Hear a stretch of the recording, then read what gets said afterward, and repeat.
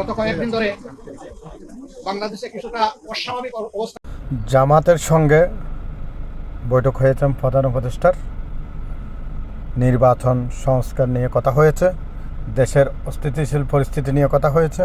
কি কথা হয়েছে, কেন পদত্যাগ করতে চেয়েছিলেন, কার কার সমস্যা ছিল, সব কিছু জামাতের আমি খুলাসা করে বলেছেন। আপনারাও শুনবেন। ওনারাও নির্বাচনের দাবি জানিয়েছেন, সুনির্দিষ্ট একটা ডেট বা মাস দাবি জানিয়েছেন, সেরকম কথা বলেছেন। আমরাও আশাবাদী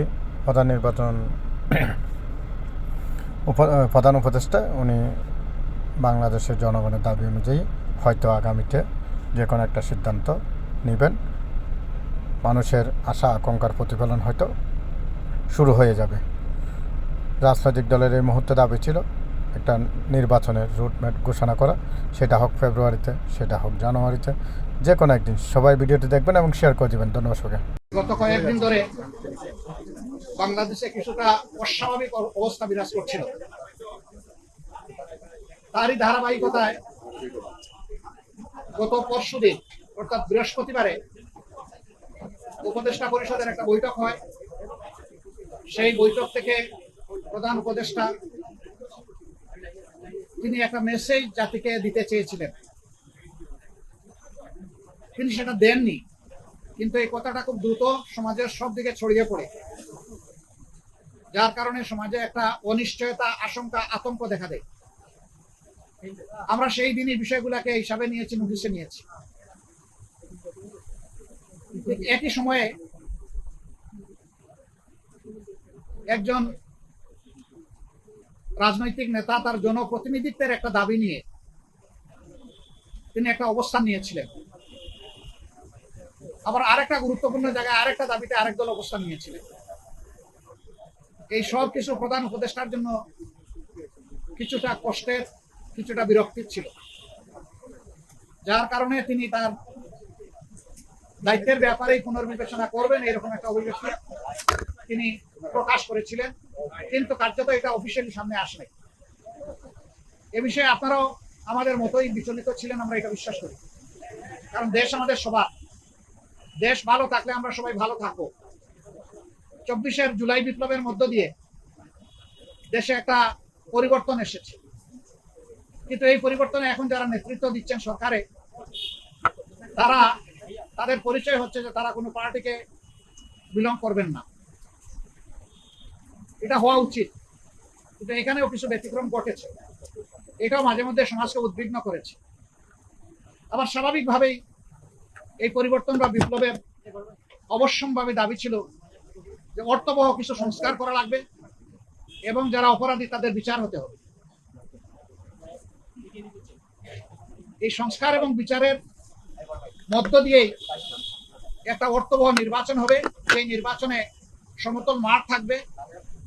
নির্বাচনে যারা অংশগ্রহণ করবেন তাদেরকে কোনো ধরনের ষড়যন্ত্রের মুখোমুখি হতে হবে না। এখানে পেশি শক্তি এবং কালো টাকার প্রভাব চলবে না। 15.5 বছর মানুষ 3টা নির্বাচনে তার ভোটের অধিকার প্রয়োগ থেকে বঞ্চিত হয়েছে। এবার তারা নিঃসংকোচে নিজের এই অধিকারটা প্রয়োগ করতে চায় এবং এই সুযোগ পাবে, নিশ্চিত হবে। এটি হচ্ছে জনগণের দাবি। প্রধান উপদেষ্টা ইতিমধ্যে কয়েকবার তিনি বলেছেন নির্বাচন তিনি দিতে চান এই বছরের ডিসেম্বর থেকে শুরু করে আগামী বছরের জুনের মধ্যবর্তী কোনো এক সময়।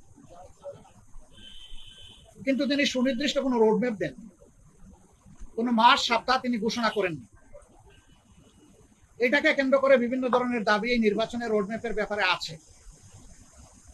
আমাদেরও কিছু রিকমেন্ডেশন ছিল, আমরা তার প্রতি সম্মান রেখেই বলেছিলাম যে দায়িত্ব আমরা সবাই মিলে তাকে দিয়েছি, তিনি চেয়ে নেন এবং তিনি দলের পক্ষ থেকেও নির্বাচিত কোনো দায়িত্বশীল নেতা নন, বরঞ্চ তিনি জনগণের ঐক্যমতের ভিত্তিতে এই জায়গাটায় একটা গুরুবার তিনি গ্রহণ করেছেন।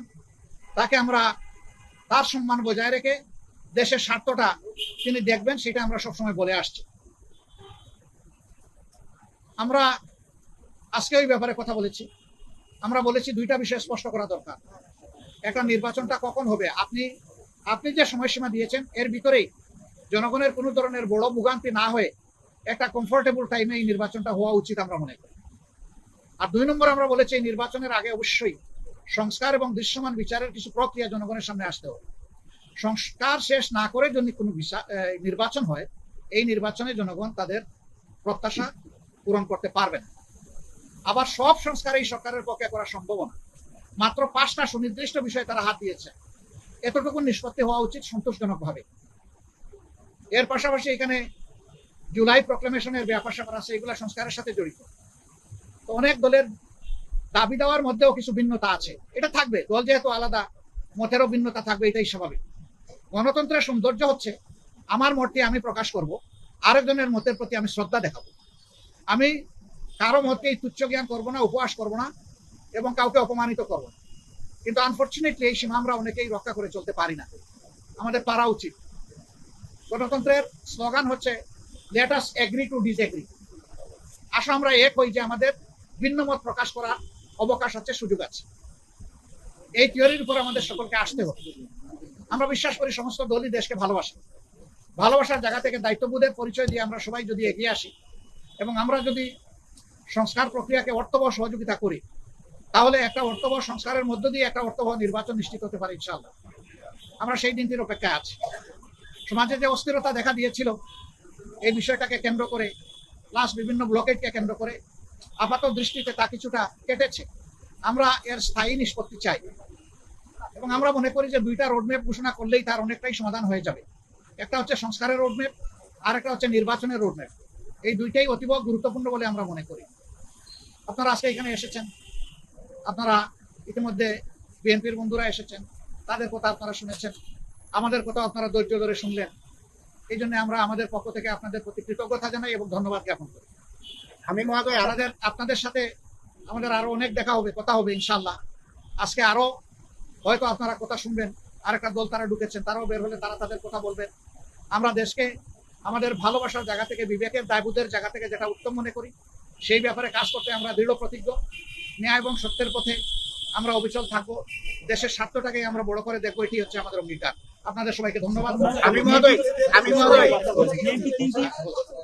আমি মহোদয় আপনারা যে আজকে আলাপ করলেন, এটার প্রেক্ষিতে আপনারা কোনো সময়সীমা বেঁধে দিয়েছেন কিনা এবং আপনারা এই সংস্কারের পরে নির্বাচন চাচ্ছেন কিনা? অবশ্যই সংস্কারের পরে সবাই নির্বাচন চায়, আমরা না, এর আগের দল বলেছে যদি তারা ক্ষমতায় যায় তাহলে তারা সংস্কার কন্টিনিউ করবে এবং আওয়ামী লীগের বিচার কন্টিনিউ করবে। আপনারা কি সংস্কারের পরে নির্বাচন? কখনো বললে তারা কিন্তু বারবার এখনো বলছে যে আমরা সংস্কারের বিরোধী নই, তবে নির্বাচনের রোডম্যাপটা আমরা চাই সুনির্দিষ্টভাবে, সেটা তো আমরাও চাই। কিন্তু আমরা কোনো সময় বেঁধে দেইনি। আমরা কমফোর্টেবল 2টা টাইম আপনাদের মাধ্যমে এই জাতিকে জানিয়েছি।